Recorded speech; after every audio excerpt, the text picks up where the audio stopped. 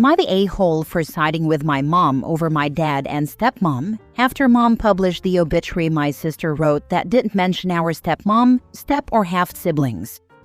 My sister died last week. She was 19. She'd been sick for over 4 years and knew it was terminal for the last 11 months. She planned most of her funeral months ago and wrote her obituary herself. She told me and mom she wanted that to be what was published and for us to stick to her funeral plans. She said she didn't want anything fake or not her. Our dad wasn't a part of this. My sister wasn't close to him since he remarried 6 years ago, and she'd lived with mom full-time when she got sick. Dad still saw her, but their relationship wasn't good. She hadn't seen our stepmom in over 3 years, nor our step-siblings. Who are our stepmom's kids from before she married dad? Or our half-siblings from dad and stepmom? In her obituary, she didn't mention them, just mom, dad, me, our grandparents, our aunts and uncle, and a few cousins. That's the obituary we published, and my dad and stepmom were furious. They told mom she should have added to it when she knew my sister had left them out. Dad tried to order her to submit a change, but mom said no. Dad tried to do it himself, but he was told he'd need to publish a different one. Dad wanted me to convince mom, but I stood with her in saying no. My sister didn't want them mentioned, and it was her obituary. She wrote what was published, and I feel like that was the right thing to do. I don't think my mom did anything wrong. The funeral was incredibly awkward because of the tension. My sister hadn't wanted our stepmom, step-siblings, her half-siblings to be seated with a family. In the end, my stepmom and her kids stayed home, and dad sat with me and mom at the service. When it was over, my sister's best friend gave each of us a letter from her. The timing was, again, what my sister had wanted. My dad's letter set him off even more, and he was angry at mom and then at me for taking her side over theirs. Am I the a-hole? Now for the top comments. Not the a-hole. Y'all are just following your sister's last wishes. Your dad can kick rocks. Whatever the reasons for their rocky relationship, it's far too late for him to be trying to play happy family now. Yeah, he sounds super selfish. My brother-in-law just died really suddenly and tragically. The funeral is in 3 days, and my mother, who didn't know him well, is milking the tragedy on Facebook. It's gross. So I see where you're coming from, Opie, but not the a-hole. Your father is being selfish and disrespecting your sister's last wishes. He can buzz right off. I cut off one of my brothers for this kind of behavior. The girl who had a crush on him since we were kids, we're in our 50s now, and took care of him after his foot surgery, whom he refused to date, died. He went all over Facebook acting like he lost his girlfriend of so many years. Boo-hoo. I called him out on it, then blocked him, and I haven't spoken to him in almost 2 years. I am so proud that your mom did what your sister wanted. I did what my mother wanted. She didn't want a service, so she didn't have one, and I dealt with the backlash. But I'm proud of you and your mom. Same. I wish she hadn't needed to. I wish we could have saved my sister.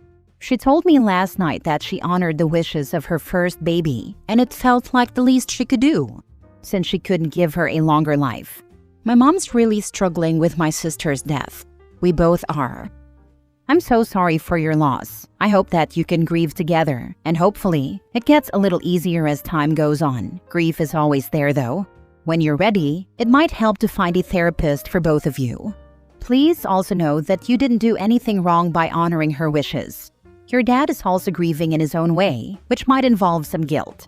His current wife just sounds like a see you next Tuesday. I think planning her funeral and obituary likely brought some comfort to your sister. So by following her wishes, you have all respected and completed the grieving process she began for her life. Next story. Am I the a-hole for refusing to play happy family with my former bully, who is now my dad's fiancé? I, 24 female, had a rough time in middle and high school because of a girl named Sophie, 28 female. She wasn't just casually mean, she made my life miserable for years. She spread rumors about me, made fun of my appearance, and turned people against me. I developed severe anxiety, and it took years of therapy to rebuild my confidence. Fast forward to last year, my dad, 51 male, told me he was dating someone serious and wanted me to meet her.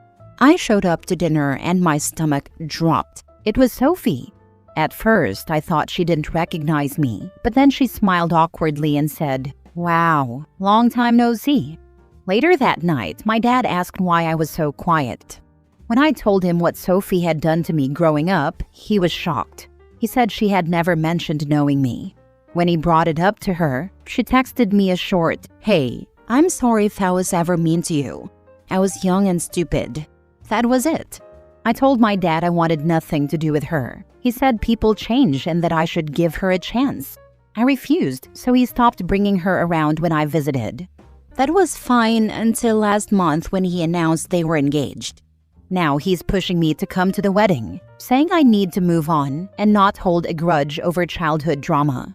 Sophie hasn't tried to have a real conversation with me. She acts like nothing ever happened, which makes it so much worse. My dad thinks I should be able to let go since it was years ago. But to me, being bullied isn't just something you get over because enough time has passed. Some of my family agrees with me, but others say I'm being petty and should at least try to be civil for my dad's sake. So, am I the a-hole for refusing to accept her as family? Oh, hell no. I'd be going no contact with your dad. I can't believe he even continued to date her after you informed him she was your bully. Not the a-hole. I'd write a detailed list of everything, and I mean everything she did to you. I'd then send that list to all your family members with a copy of the half-assed apology. I'd then say that ultimately you're not prepared to accept her in your life, and frankly, if anyone keeps pushing you, I'd reiterate you'll go low contact. Then arrange a separate meeting with your dad alone, and go through everything and confirm he is picking her over you. And that's fine, but he has to accept the consequences of that.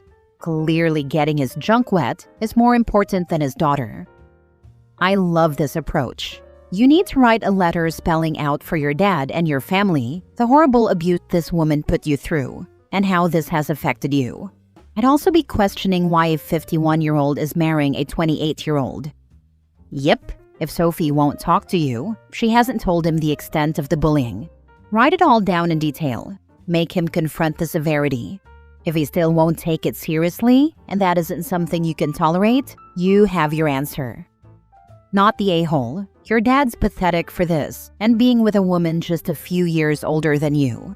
Dude, maybe make nice and at the wedding, give a speech and say the things she did and how she just swept it under the rug. Honestly, the fact that she bullied Opie and now wants to play stepmom is already insane. But the dad marrying someone barely older than his own kid? That's next level cringe. Dating someone who literally went to school with your kid is beyond cringe. It's actually disgusting. Next story. Am I the a-hole for telling my stepmom and dad stop having so many kids? I, female 17, lost my mom when I was 10. Almost immediately after, my dad started dating Christina and married her 6 months later. She was divorced and had 2 boys, who are 1 and 2 years younger than me. They still fight nonstop all the time. Christina wanted a big family, and my dad would never say no to her. She got pregnant with their first baby almost immediately.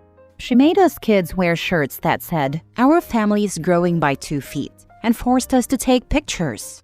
It was so uncomfortable since her sons were fighting, and I didn't even want to be there. But she didn't care. She just wanted a picture for her Facebook. When my half-brother was 9 months old, she got pregnant again. This time, she made us hold a sign that said, "Baby X is due on X." I was about to cry. I was already babysitting the kids and doing so much, and now there was going to be another one. But she kept broadcasting how we were such a cute, blended family and a model family. When my half-sister was 1.5 years old, she got pregnant again, this time with twins. And of course, it came with all the announcements, gender reveals, and anything else she could post for Facebook likes. Meanwhile, I was on full-time babysitting duty and hating every minute of it. Currently, our house is a mess. Her boys are constantly fighting. I have to cook and help take care of my half-siblings, and my dad works full-time. Then today she told us, guess what? Our family's growing. I'm pregnant. My dad kissed her. My half-siblings were happy, and her boys didn't care. I, however, got upset. She saw me and said, "What's your problem?" I told her, "Considering it means more work for me, I'm upset. How many more half-siblings are you going to pop out until you get your 1 million likes? I'm so sick of this." She called me a rude brat, and my dad told me I was grounded for insulting her. Last year, I wanted to move in with my grandparents on my mom's side, but Christina screamed and cried to my dad saying, "She can't go. We're family, and we help each other." Am I the a-hole for insulting my stepmom? At this point, I'm determined to leave for my grandparents as soon as I turn 18. I have no friends, no extracurriculars, and no social life because I'm stuck at home helping with her babies. Honestly, I'm not even sure what I'm losing by being grounded. Now for the comments. Don't forget to discreetly gather your important documents before leaving. Birth certificate, social security papers, ID. There are probably lists online of what you need in your country. And any money you can come up with. Call your grandparents now. At 17, you may be able to go to them. Also, if dad is collecting social security for you, make sure to have your grandparents get the benefits. Those are benefits that go to you from your mother. They are yours. You are being parentified. Get to your grandparents today. Not wrong. Next story. Am I the a-hole for telling my brother it's not my fault he lost his kids? My brother has been ranting to everyone in the family because he lost his kids. I understand it's hard for him, but he doesn't get to blame anyone but himself. Here's a little backstory. My brother has 2 kids with his wife, Kristen. They've been together since high school and had a beautiful family until they didn't. I don't talk to my brother at all, nor do I talk to Kristen. My brother and Kristen started using drugs, and being around the kids made everything worse. My brother was an addict years ago, but he went to rehab and got clean. It was shocking to hear that he had gotten back into it. As much as I helped him the first time, things just seemed to repeat themselves. Remember when I said I don't talk to my brother? Yeah, no one knew that he and Kristen were using because he stopped coming around and stopped calling us. We didn't know what was going on in his life until we heard what happened. A teacher contacted CPS because of something my nephew told them. I was furious with my brother. Kids were taken out of their parents' custody and now live with Kristen's mom in New York. It's a shame that my brother turned his life around, just to fall back into the same cycle I had once helped him escape. I wanted nothing to do with him because he put his kids in danger, and so did Kristen. He refuses to accept that he is the only one to blame. He told me I needed to help him get the kids back, and I told him no, because they wouldn't be safe with him. But he told me I was acting like an a-hole and should just help him. I told him the hard truth. It's not my fault he lost them. Do not do anything to help him. Keeping the children safe is what matters. They're far better off away from drug-addicted parents. Exactly. The kid's safety comes first, no question. He did this to himself, and now he wants everyone else to fix it? Nah, not my problem. I'm not gonna help him bring them back to that mess. They deserve better. Not the a-hole. I have quite a few addicts in my family, and some have since died or disappeared. I've grown a thick shell/skin now. At first, I gave them a chance to let me in and help. Once it was clear they weren't ready for it, I walked away. Now my policy is, you don't get to know where I live, my number, social media, kids, etc., until I see proof of at least 1 year clean and a healthy mindset. I've been called heartless and cold for it, but truth be told, it's the best thing you can do for an addict. They need to hit rock bottom, truly feel like no one is there, and then grow that desire to change and overcome. If they can't find that will or desire within themselves, then all you end up doing is enabling them. When kids are involved, you need to make those walls even stronger. You will become the shield for those kids. Be their teacher and safe place. Be the closest thing they have to the parent they've basically lost. My husband has serious mental health issues and went undiagnosed for years. He turned to drugs at 14. By his mid-20s, he was no longer allowed at his folks' place due to stealing from them. Over the years after he got sober, he turned his relationship with his parents around. He was so close with his dad for the last 25 years. It broke him when he died. But they had to make hard choices, and it was what he needed. Last story. Am I the a-hole for walking out of a restaurant after my sister kept making rude remarks and trying to speak on my behalf? My sister, 24 female, and I, 26 female, never really had the best relationship growing up. I've always tried to keep it civil, but she wouldn't, and has always been rude to me. She would try to speak on my behalf as if she were my lawyer. To make things relevant, I'm on the spectrum.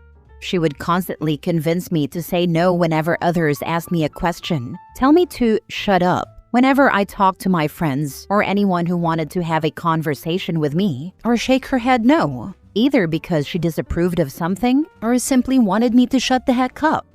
This past weekend, my parents asked me and my sister to meet them at a restaurant for dinner since we hadn't seen each other in weeks, and they wanted to treat us. We met at the restaurant, and everything went well until it was time to order. I'm not much of an eater, so I wanted to order some appetizers. But my parents encouraged me to get an entree so I could have food to take home if I didn't finish. I considered it, but then I saw my sister shaking her head. I asked her what her issue was, and she said that she knew I didn't need the entree and therefore I shouldn't waste money or food. My parents told her that wasn't her concern and that I could order for myself. I ordered the entree I liked, and when our food came, my sister was glaring at me the entire time. I finished my food, so I didn't even need to take leftovers home since there were none. Lol. When asked if we wanted dessert, my dad asked if I wanted some. I said I was full, but my dad said he'd like me to take something home, so I ordered a cheesecake. That was when my sister snapped. She called me a spoiled brat for wasting food and our father's money and asked why the heck I needed dessert. My dad told my sister to calm down and said she could get dessert too. My sister got even angrier and called me names like fat pig. I'm around 115 pounds, so not even close. Yes, woman, whatever the heck that means, and said I was wasting money. I make my own money, so I don't know what her issue was. I didn't want to be around her, so I got up and left. My parents begged me to stay since we had planned to get coffee somewhere else afterward, but I declined.